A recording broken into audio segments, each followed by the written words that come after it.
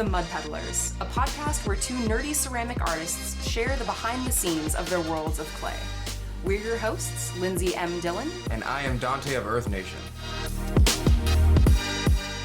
So we've been trying to come up with a name for the podcast. And Lindsey's mom, can I say? Yeah. Came up with the name of Mud Peddlers. And I just immediately was like, yes! Yes, Mud Peddlers. Because I've been wanting to start a clan in Destiny called the Pocky Peddlers, and every time we beat someone real bad in PvP, just be like, send them a message like, hey kid, you want some Pocky? Just to kind of mess with them.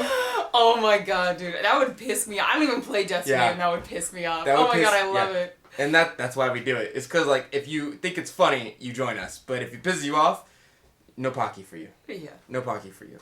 Yeah. So, in this episode, we're going to try and concentrate on, like, how we started, how we know each other, our names, our backgrounds, I suppose. A lot of people kind of already know my story because of my YouTube channel, Earth Nation Ceramics. But Lindsey has kind of been on my team for a lack of a better term, I guess. Yeah, like we're like distant co-op. It's like we kind of like I don't know, like I mean, how many different things have we work together on? Like I know we've done Empty Bowls like twice together. Yeah, we've done Empty Bowls. We've done the State Fair twice. And which was a haul. The State Fair was a haul. We decided not to do it this year simply because it was like so difficult to do as far as logistics and getting our stuff together and taking the days off actual work. Yeah, we should actually make that an episode. Yeah, no. Because that in and of itself was such a valuable learning experience. Yeah.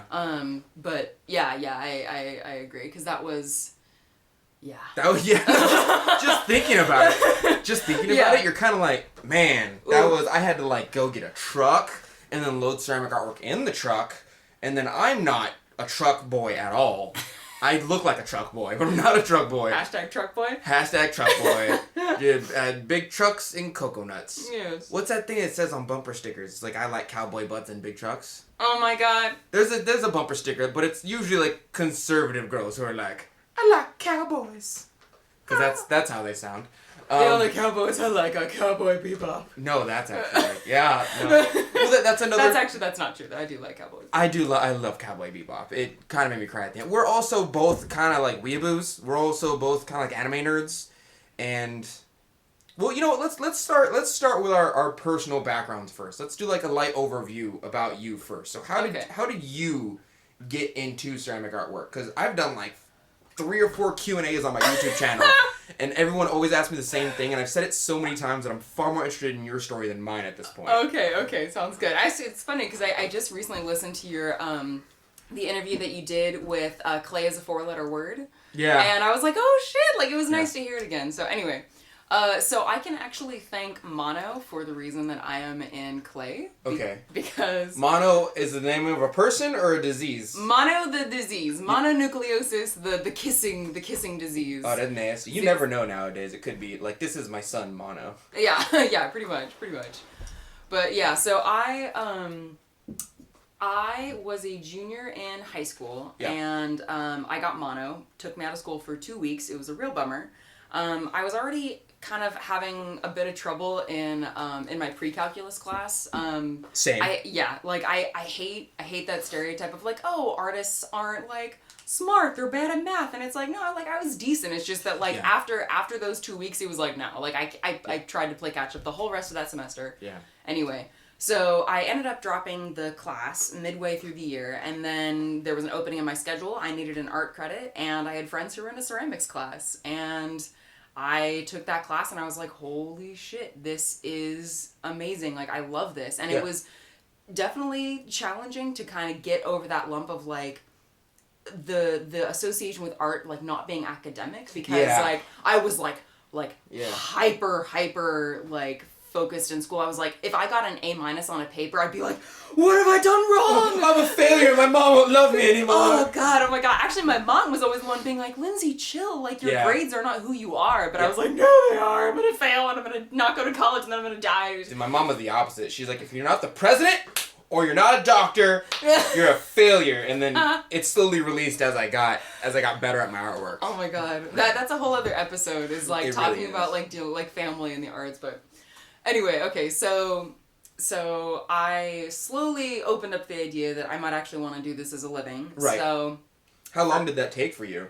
Like years? No, I would say it's funny, looking now, it doesn't actually seem that long. I'd probably say it took like 3 to 5 months, something like that. Oh my god. Yeah, it was the second half of that junior year of high school that I was actually in that class. Yeah. And then by the time my senior year came around and I knew that I was going to have to do my my senior project, right. I was like, okay, like I want to do this in ceramics. So my family ended up I was very lucky to have a tutor who I worked with after school for a good part of my senior year. Right. And I just slowly learned that and then decided that I wanted to apply to UC Santa Cruz as an art major. So. And then the rest is history. The rest is, yeah. Okay, and the way you and I kind of met up is that you and I kept going to anime conventions where I think you had noticed my table first at one anime convention. Yeah. You told your boyfriend about it. Yeah. And then your boyfriend the next time found me and was like, my girlfriend be telling me about you. You're on radar. And I was like, oh shit. And then, like, are we allowed to say... It's our podcast. We're allowed to say shit, right? Yeah. Yeah, and so the next anime convention, your Cody found me. Yeah. And then you came over to the table, and that's how we officially met. Yes. So far that I remember. Yeah, I actually have a hard time remembering exactly how we met because in my mind, it was crystallized the day that we went to De Vere's and somebody thought that we had brought somebody's cremated ashes in the vase that you brought when we met I totally found pictures of that this morning. Oh my god. I was going through my old email and I was like, what are all these? And so I found a bunch of my old artwork and I also found pictures of me and you that the waiter took at De Vere's. Just like chilling. And I was like, that's right. That's when you got to tell it. Oh you my tell god. So Okay, so from what I remember of that day, the reason that we got together in the first place is because this was the very beginnings of when you were talking about wanting to form the Lotus Club or the Lotus Group. Yes, and for those who don't know, my channel Earth Nation Ceramics is based off of Avatar: The Last Airbender. There's a Fire Nation, there's an Earth Kingdom, but there's no Earth Nation. So I just kind of took the two names and combined them together, right? That being said, Lindsey and I have been throwing around this idea of getting people who are like us and joining them into a group to kind of help the art world out and kind of grow that, especially in Sacramento. It doesn't have to be, but Sacramento isn't exactly like an artistic... You think of Sacramento versus LA, one's clearly more artistic than the other. Right? Yeah, or at least it has a much bigger art scene than the other. Yes. Yeah. And so we start calling this group the Lotus Group in kind of relation to the White Lotus from Avatar: The Last Airbender. I'm sorry, I had to get that out the way. That was already hella questions coming to my DMs. No, you're good. I'm glid you articulated that because again, like if you haven't seen, and it's on Netflix now, you have no excuse, you have to watch it. It's so good. If I had to lay out like an ethical morality show for a child to learn, you know when you see shows, you're like, oh, kids are gonna learn some negativity from that. Have them watch Avatar. It's real good. So good. You'll come out there with some lessons, adult or child. Yes. Amen. Amen to that. So you had originally invited me out to, I think it was Naked Coffee or something like that. Yeah. And we started out there and we were kind of talking about this whole idea of the Lotus Group. Naked Coffee is a place in Sacramento. We did not get naked and have coffee. We did not get naked and have coffee. For those of you who don't, that's not a thing Californians do. We don't get naked and have coffee. I mean, we don't do them together at the same time. Just to be clear. Unless it's in the privacy of our own homes. But in this case, it was in public. It was in public. At a coffee shop. Naked coffee. We both had clothes on. We did. So many clothes because it was like winter or something. But it was cold. Yes. Yeah. Yes. So we ended up going from Naked Coffee to De Vere's, which is a Irish-style pub here in downtown Sacramento. Right. And Donte had brought this absolutely beautiful vase that he had... that you had sold. had yeah. It's gone. And it was amazing. It was a large bottleneck form with ridges. Yeah. Anyway, long story short, it was beautiful. And both of us were dressed kind of in dark clothing. And so when the waiter came around, they asked like, "Oh, who are you guys celebrating today?" Yeah. In this kind of somber tone, and I'm like, "Oh, well, we're just friends. We're getting together. We're both ceramics." And he was like, the waiter was like, "Oh, why are you so happy for?" Yeah, because he thought that we had brought somebody's ashes in the bottleneck vase, and we were doing an Irish wake. Yeah. And I was just like, oh my god, it was just so perfect. So we took a picture with both of us looking like languished. Yeah, on purpose. On purpose in the bar, and it was great. Also, I don't know, like I have like a family member's ashes, and like I wouldn't just bring them out to a bar. Like I don't know this. I mean maybe. Shit, that's maybe your I've been business. mourning wrong. That's on you if you're about that life. I'm not even an alcohol drinker to begin with. Just because we're like nerdy / weeaboos, the majority of the things we do are like overeat and drink lots of tea. You know, like that's kind of my like. I've been drunk like 3 times in my life, and all 3 times I've been like, oh yeah, I don't have control over my body, and all the things that I regret in life I'm starting to think about. So I hate this. Yeah. So I haven't drank in a long, and the times I do drink, it's Kahlua and cream. Oh yeah. Which is basically hot chocolate with extra steps, or it's chocolate milk with extra steps, is what it is. Yeah, pretty much. Well, also you're always so busy that like part of me is like, how does Donte even have time to drink, even if you did? Because like I would have to work drunk. Yeah. Oh god. My god. I would. A part of me, not gonna lie, would love to see those live videos. Yeah. But at the same time, it's like, oh, I don't know. You never know when you're gonna like, I don't know, say something like that's part. I feel like in general, like again, we should do another episode on like what it's like to do live videos, because I think like I've heard of and met a lot of folks who are like, what if I say something wrong? What if I do something wrong? And it's like, honestly, I'm in that same boat. Oh, like, yeah. I'm just like, oh my god, what if I say something terrible accidentally? Or what if I like, oh god, like break something? Like I it's like that eternal fear of like when you've got like a board of like freshly thrown pieces, and that fear that you're gonna just like step on a banana peel and whoop, there they go. It's like holding a baby. Like 10% of your brain is like, what if I drop it? Usually you don't drop it. Yeah. But like, I have totally dropped a piece before and been like, well, that's gone. Oh, yep. But I can't do it with, it's almost more sad to lose it in its raw state than it is to lose it in its completed state. Because in its completed state, I've gotten pictures of it, I've probably played with it a bit, I've probably gotten the information out of it that I need, looked at the glaze, kind of like documented it on some form if it's good. Mm-hmm. But if it's like still raw or like greenware, it's like, I never knew what that could have became. I killed it before it existed, and it's a little more sad. So, anyway, getting back to ceramics and how we started. That's kind of, I know, again, you've said you've done a bunch of interviews on how you specifically got started, but let's do the Cliff Notes version, and then if folks, and then we can link, I guess in the show notes, because we'll have those. In the show notes! we can link to the other interviews that you've done. Just if folks want more detail. I make it kind of a habit to do a Q&A, because I get so many questions a day on my Instagram, my Facebook, and YouTube, of just all the Earth Nation ceramic stuff, that like I'm constantly answering the same question over and over and over again. Mm-hmm. So what I usually do is I get one video, and I go, okay, it's Q&A time, and then a week or two beforehand I'll go, anybody ask any question, I'll screen cap it, I'll put it on the screen, you can ask anything you want. It doesn't even have to be ceramic art related. And the question that I get the 2 or 3 questions I get the most, the number one is like, what is your race? Is the number one question I get. Wow. Because people look at me like, well, some people just know by looking at me, but usually they're not white. usually, because I'm pretty much half German and half black. And the other question is like, what's your favorite color? And that's the third. And I always say pink.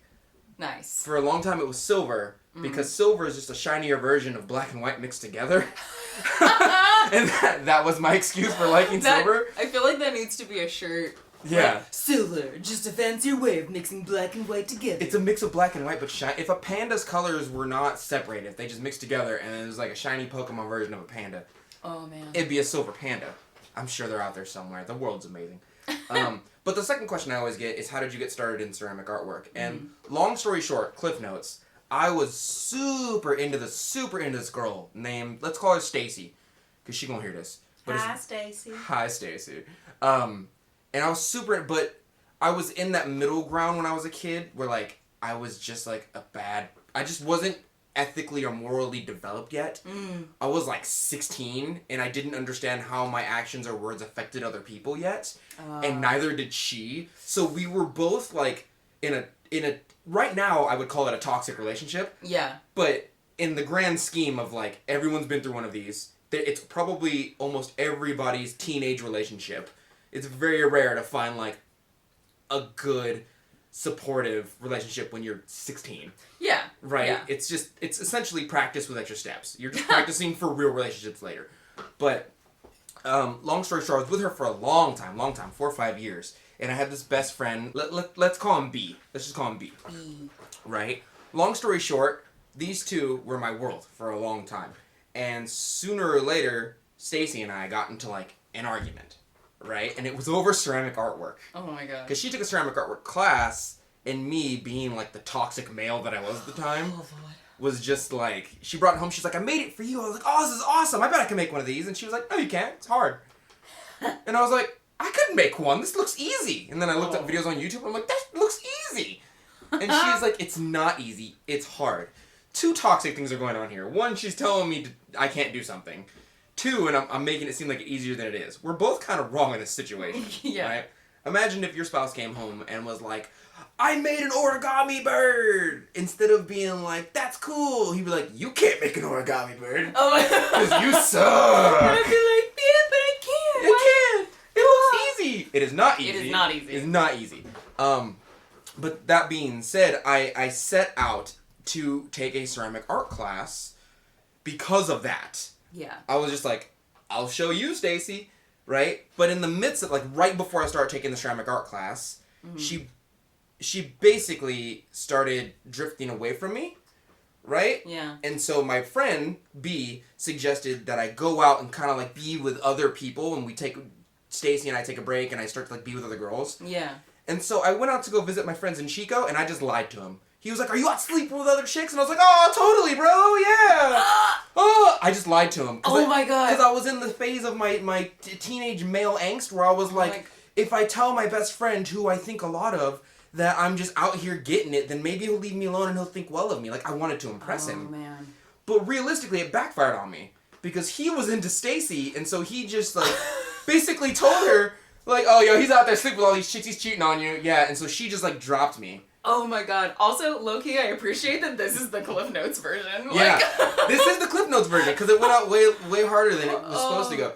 But long story short, like, I was like, wow, my best friend basically, like, ratted on me.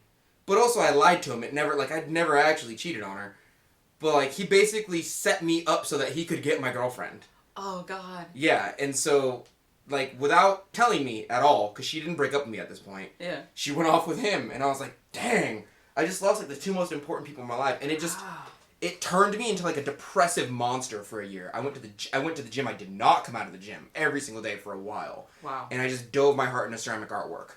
And I would say that's the only thing that I really like about myself is that, like, whatever hurt me and really damaged me, I'll either conquer it or figure out a way to make it part of me.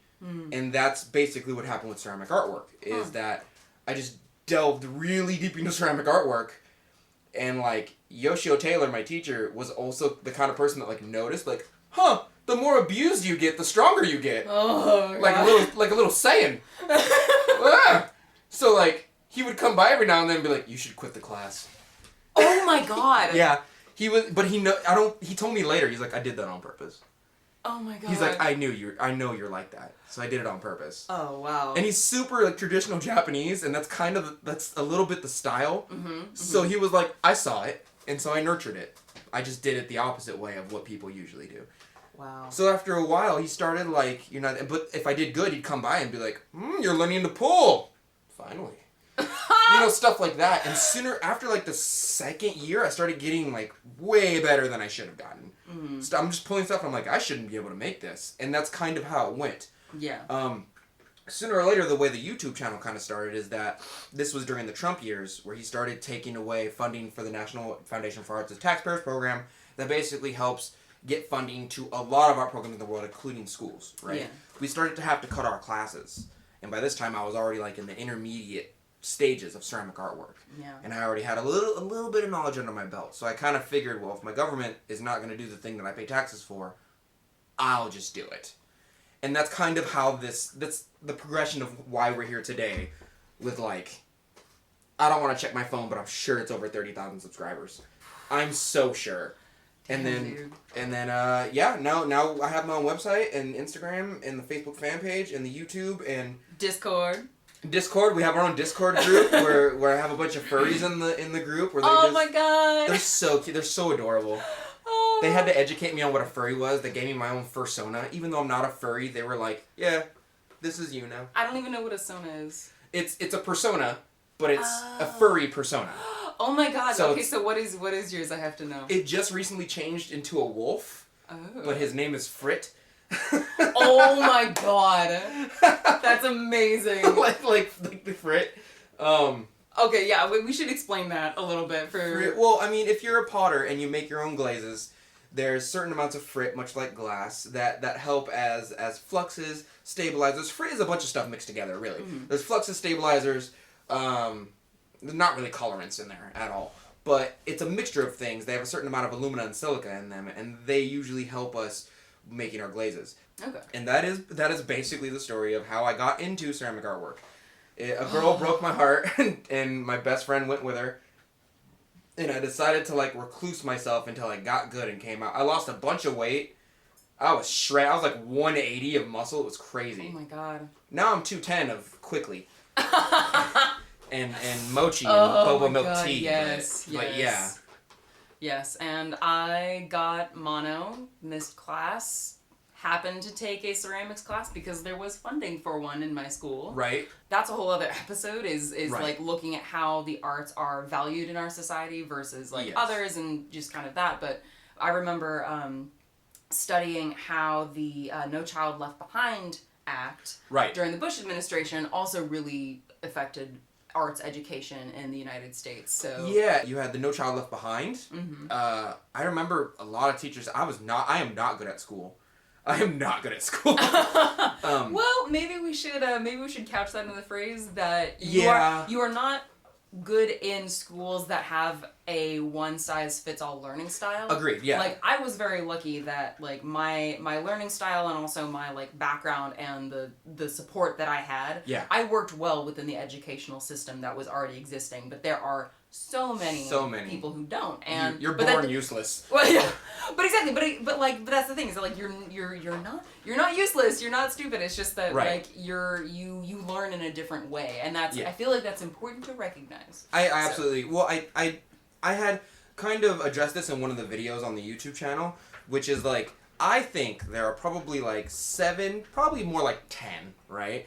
Styles of learning that everyone has an aptitude towards based on either their brain chemistry or the way they're built or their life experiences. It's a bunch of variables, yeah. right? But I'm a very spatial, kinetic, and sensory learner. Mm-hmm. If I can touch something, if I can smell it, if I can play with it for a while physically, I can take a lot of information for it. Yeah. I am absolutely not the type of person that can look at a book and then just regurgitate information and then teachers in the background go, "You're so smart," but realistically, I didn't learn anything. I just kind of told you what you wanted to hear based on the book you gave me, especially if the test is directly out of the book. Yeah. And so any system in which is very tactile, like ceramic artwork, I end up thriving in a certain amount of time because I'm well, I mean, this one throwing for the day gave me a lot of information. Yeah. And vice versa for people who are maybe auditory learners. They hear something, they can keep it in their brain forever. They're probably not good at pottery because they're I can't really hear clay. You know? Well, I don't know. I mean, I would almost say that it's yes, we may have learning styles that suit us better, but it's yes. it's just because just if you're an auditory learner doesn't mean that you're not going to be good at ceramics. Yeah, no, of course. Yeah, of course. But it's also like building a character in Skyrim who's spec'd out for strength or for melee and then trying to go on a sneak mission. Oh. And you're I'm just not built for this. I can do it. I can absolutely do the mission, but it's going to be so much harder for me. To the point where I'm F this mission. I'm going to go back somebody in the face. Oh my god. And that's it for today. Thank you for listening to The Mud Peddlers with Lindsey M Dillon and Donte of Earth Nation. Want to say hi and see what Donte and I are working on in our studios? Check out the show notes for links to our websites and social media below. You can find me at lindseymdillon.com. That's LINDSEY, M as in monster, DILLON.com, and on Etsy, Instagram, and Facebook at Lindsey M Dillon. And you can find me at Earth Nation Ceramics. It's spelled exactly how you think it's spelled, but you can also find me on my Facebook fan page and Instagram at the same name at Earth Nation Ceramics. If you enjoyed hanging out with us today, or you have a question or topic you'd like us to discuss, take a second to rate and review the Mud Peddlers in Apple Podcasts. It helps our podcast reach new listeners, and we really appreciate the feedback. Thanks again, and we'll catch you next time.